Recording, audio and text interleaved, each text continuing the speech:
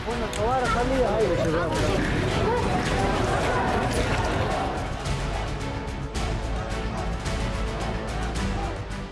के राष्ट्रपति अहमद अल शरा ने एक ऐसा इतिहास रच दिया है जो कुछ ही महीनों पहले कल्पना से परे था। 1946 के बाद पहली बार किसी सीरियाई राष्ट्रपति का यह आधिकारिक दौरा न केवल द्विपक्षीय संबंधों में नया अध्याय खोल रहा है, बल्कि मिडिल ईस्ट में भी राजनीति को एक नया आकार दे रहा है।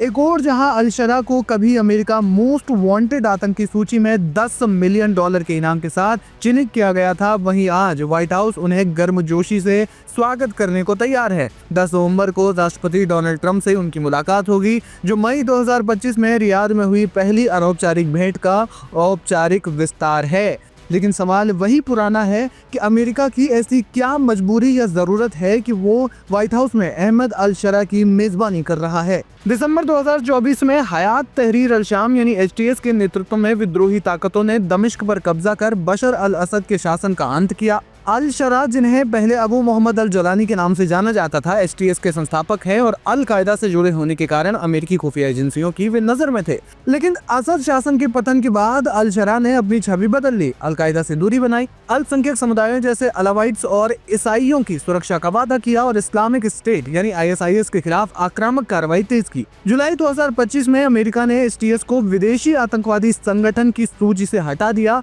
और नवंबर 2025 के शुरुआती दिनों में यानी कि दौरे से ठीक पहले ट्रेजरी डिपार्टमेंट ने अल शरा को specially designated global terrorist blacklist से मुक्त कर दिया। संयुक्त राष्ट्र सुरक्षा परिषद यानी UNSC ने भी इस कदम का समर्थन किया।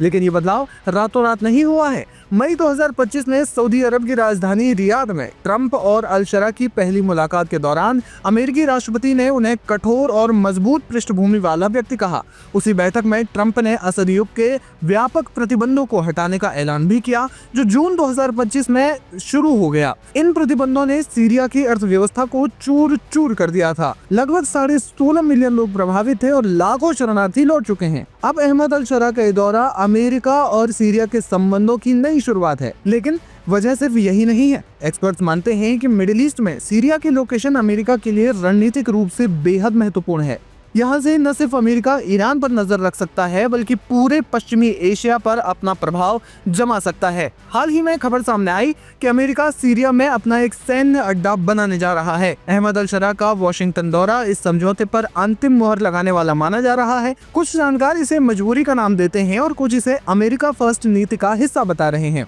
असद शासन के पतन के बाद सीरिया में अगर अस्थिरता बढ़ती तो उससे ISIS फिर से पांव जमा सकता था। वहीं ईरानी प्रभाव का विस्तार भी हो सकता था और तुर्की का हस्तक्षेप भी बढ़ता, जो अमेरिका के लिए खतरा था। अल शरा के नेतृत्व को समर्थन देकर वॉशिंगटन इन जोखिमों को कम करना चाहता है। अल शरा का ये दौरा अगर सफल रहा तो सीरिया के लिए ये रणनीतिक जीत होगी, क्योंकि उस पर लगे प्रतिबंध कम होते जाएंगे, देश में स्थिरता आएगी। लेकिन दूसरी ओर अमेरिका के हस्तक्षेप से इसराइल को भी इलाके में दबदबा बढ़ाने का मौका मिलेगा।